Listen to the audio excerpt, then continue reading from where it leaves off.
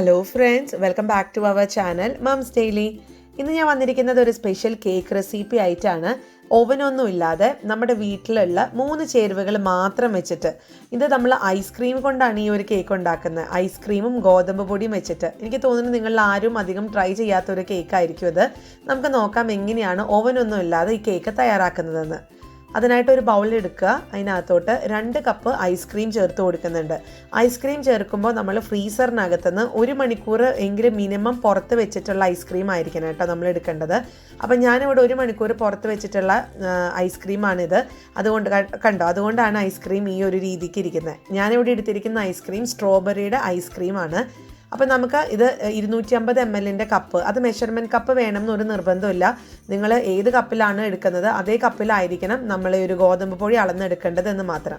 അപ്പോൾ ഇതാണ് കേട്ടോ ഞാൻ എടുത്തിരിക്കുന്ന ഐസ്ക്രീമിൻ്റെ ആ ഒരു ഡപ്പ എന്ന് പറയുന്നത് ഇതാണ്. അപ്പോൾ ഞാൻ കാണിച്ചു എന്ന് മാത്രം.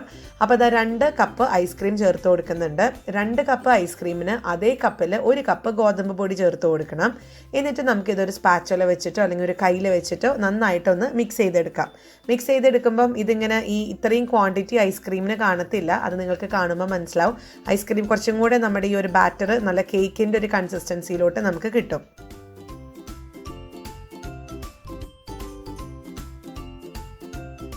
ഇതാ കണ്ടില്ലേ, നമ്മുടെ ബാറ്ററൊക്കെ നല്ല കേക്കിൻ്റെ പോലെ വന്നിട്ടുണ്ട്. ഇനി ഇതിനകത്തോട്ട് 1/4 ടീസ്പൂൺ ബേക്കിംഗ് പൗഡർ ചേർക്കണം. ഞാൻ ഇതിനകത്ത് ബേക്കിംഗ് സോഡ ഒന്നും ചേർക്കുന്നില്ല, ബേക്കിംഗ് പൗഡർ മാത്രമേ ചേർക്കുന്നുള്ളൂ.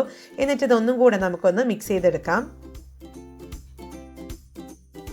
അങ്ങനെ നമ്മുടെ ബാറ്റർ ഇവിടെ റെഡിയാണ്. കണ്ടോ, ഇതിപ്പോൾ നമ്മൾ ആദ്യം ഇട്ടിരുന്നപ്പോൾ കുറച്ച് അധികം ക്വാണ്ടിറ്റി പോലെ നമുക്ക് തോന്നിയിട്ടുണ്ടായിരുന്നു.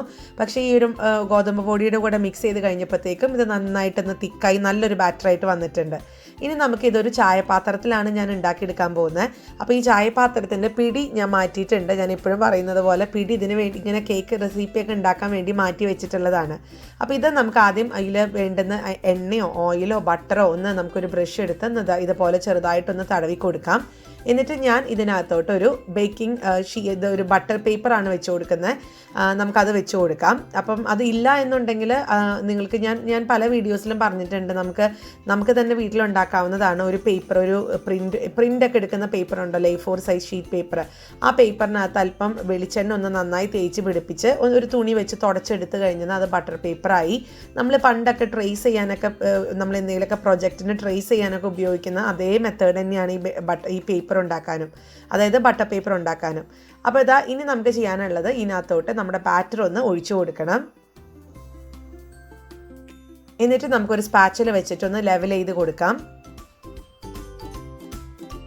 ഇനി നമുക്കിത് നന്നായിട്ട് തന്നെ തട്ടി ഒന്ന് കൊടുക്കണം കേട്ടോ. എന്തെങ്കിലും എയർ ബബിൾസ് ഒക്കെ ഉണ്ട് എന്നുണ്ടെങ്കിൽ ഒന്ന് പോകാൻ വേണ്ടിയിട്ടാണ്. ഇനി നിങ്ങൾക്ക് നട്ട്സോ ഫ്രൂട്ട്സ് എന്തെങ്കിലും ചെറുതായിട്ട് അരിഞ്ഞതൊക്കെ ചേർക്കണമെങ്കിൽ ചേർത്ത് കൊടുക്കാം. ഇനി നമുക്കിതൊന്ന് ബേക്ക് ചെയ്തെടുക്കാനായിട്ട് ഞാനൊരു പാത്രം ഇവിടെ 5 മിനിറ്റ് മീഡിയം ഫ്ലെയിമിൽ ചൂടാക്കാൻ വെച്ചിട്ടുണ്ടായിരുന്നു. അപ്പോൾ ഇത് കണ്ടോ, ഞാൻ വെള്ളം തെളിച്ച നല്ല ചൂടായിട്ട് പാത്രം ഇരിക്കുന്നത്. നമുക്ക് അതുപോലെ തന്നെ ഒരു തട്ട് വെച്ച് കൊടുക്കാൻ മറക്കരുത് കേട്ടോ. അപ്പോൾ ഞാനൊരു തട്ട് വെച്ച് കൊടുത്തിട്ടുണ്ട്, ഒരു സ്റ്റീലിൻ്റെ ഒരു തട്ടാണ്. എന്നിട്ട് ഇതൊരു മൂടി വെച്ച് നമുക്കൊരു മീഡിയം ഫ്ലെയിമിൽ തന്നെ ഇതൊരു 20 മിനിറ്റ് നമുക്കിതൊന്ന് ബേക്ക് ചെയ്തെടുക്കണം. 20 മിനിറ്റിനകത്ത് നമുക്ക് ചെയ്യാൻ പറ്റും.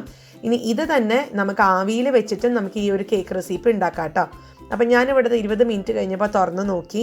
നമ്മളിതിനകത്ത് ഓയിലും ബട്ടറും അങ്ങനെയൊന്നും ചേർക്കാത്തത് കൊണ്ടാണ് ഇതിൻ്റെ പുറം ഭാഗം, ഈ ഒരു ഭാഗം കണ്ടോ ഭയങ്കര ഒരു ഡ്രൈ ആയിട്ടിരിക്കുന്നത്.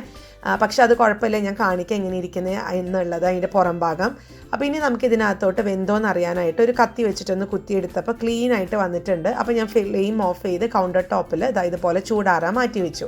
അപ്പോൾ ചൂടൊക്കെ ആറി വന്നിട്ടുണ്ട്. ഇനി നമുക്കിതൊന്ന് തിരിച്ചിട്ട് ഒരു പാത്രത്തിലോട്ടൊന്ന് തിരിച്ചിട്ട് ഒന്ന് എടുക്കണം. അങ്ങനെ നമ്മുടെ അടിപൊളി കേക്ക് ഇവിടെ റെഡിയാണ്. ഇതൊരു സ്പോഞ്ച് കേക്ക് പോലെയാണ് കേട്ടോ, നല്ല സ്പോഞ്ചിയാണ്. പക്ഷെ ഞാൻ എടുത്ത സമയത്ത് ചൂടാറി എടുക്കുന്നതാണ് ഇതിൻ്റെ ഉള്ളിലത്തെ ആ ടെക്സ്ചറൊക്കെ കറക്റ്റായിട്ട് വരണമെങ്കിൽ ചൂടാറിയിട്ട് എടുക്കണം. ഞാൻ പക്ഷേ ഇച്ചിരി ചൂടോട് കൂടി എടുത്തതുകൊണ്ട് ഉള്ളൊക്കെ ഇച്ചിരി എന്താ പറയുക, നമുക്കൊരു ചെറിയൊരു വെറ്റായിട്ടിരിക്കുന്നത് പോലെ എനിക്ക് തോന്നി. പക്ഷെ അതിന് ശേഷം ഞങ്ങൾ ചൂടൊക്കെ ആറി കഴിച്ചു കഴിഞ്ഞപ്പോഴാണ് ഇത് നല്ലൊരു ടെക്സ്ചറിൽ വന്നതും നല്ല ടേസ്റ്റ് ആയിട്ട് വന്നിട്ടുള്ളതും. അപ്പോൾ ഇപ്പോൾ നിങ്ങൾക്ക് കാണാം നല്ല ആവി പറക്കുന്ന ചൂടാണ് ഇതിനകത്ത്. അപ്പോൾ ഇതാണ് നമ്മുടെ ഇതിൻ്റെ ഉള്ളിൽ കാണുന്നത് സ്ട്രോബെറി ഐസ്ക്രീം ആയതുകൊണ്ട് തന്നെ സ്ട്രോബെറിയിൽ ചെറിയ ചെറിയ കഷ്ണങ്ങളുണ്ട്. അപ്പോൾ നിങ്ങൾ ഇതൊന്ന് ട്രൈ ചെയ്ത് നോക്കാം. ഇത് വളരെ ഈസി ആയിട്ട് നമുക്ക് ഉണ്ടാക്കിയെടുക്കാൻ പറ്റും. പ്രത്യേകിച്ച് നമ്മുടെ വീട്ടിലൊക്കെ ഐസ്ക്രീമൊക്കെ ഇച്ചിരി ബാക്കി വരാറില്ല സാധാരണ, എങ്കിൽ പോലും നമ്മുടെ വീട്ടിൽ ഐസ്ക്രീം നമ്മൾ ഉള്ളതിൽ നിന്ന് ഇച്ചിരി 1-2 കപ്പ് മാറ്റി വെച്ചിട്ട് ഉണ്ടാക്കിയെടുക്കാൻ പറ്റുന്ന ഒരു റെസിപ്പിയാണ്. പ്രത്യേകിച്ച് കേക്കൊന്നും ഇതുവരെ ഉണ്ടാക്കിയിട്ടില്ലാത്ത ആൾക്കാർക്കൊക്കെ ഒന്ന് ട്രൈ ചെയ്യാൻ പറ്റുന്ന റെസിപ്പിയാണ്. അപ്പോൾ ഓവനൊന്നും വേണ്ട, ക്രീം വേണ്ട, അങ്ങനത്തെ സംഭവങ്ങളൊന്നും ഇല്ലാതെ ഉണ്ടാക്കുന്ന ഈ ഒരു ഐസ്ക്രീം, വെറും 3 ചേരുവകൾ വെച്ചിട്ട് ഉണ്ടാക്കുന്ന ഈ ഐസ്ക്രീം എല്ലാവരും ട്രൈ ചെയ്ത് നോക്കുക. തീർച്ചയായിട്ടും നിങ്ങൾക്ക് ഇഷ്ടപ്പെടുവാണെങ്കിൽ ലൈക്ക് ചെയ്യാനും ഷെയർ ചെയ്യാനും കമൻറ്റ് ചെയ്യാനൊന്നും മറക്കരുത്. അതുപോലെ തന്നെ നമ്മുടെ ഈ ചാനൽ ആദ്യമായിട്ടാണ് കാണുന്നതെങ്കിൽ സബ്സ്ക്രൈബ് ചെയ്യാനും മറക്കരുത്. അപ്പോൾ അടുത്തൊരു വീഡിയോ ആയിട്ട് നമുക്ക് ഉടനെ കാണാം. അൻറ്റിൽ ദെൻ ബൈ.